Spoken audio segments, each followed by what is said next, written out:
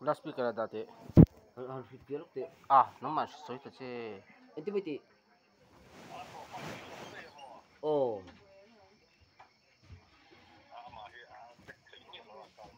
Oh. Cucu lo makati mo him. Oh, min.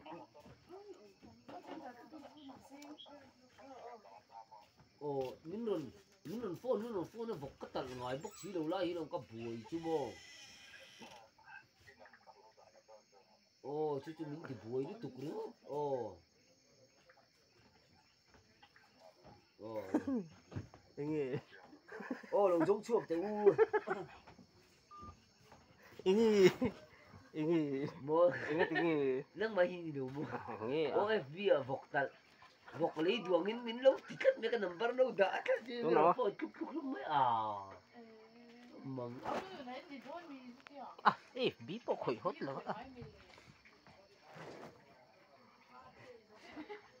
Nafamak ko. alin kala ka taro origot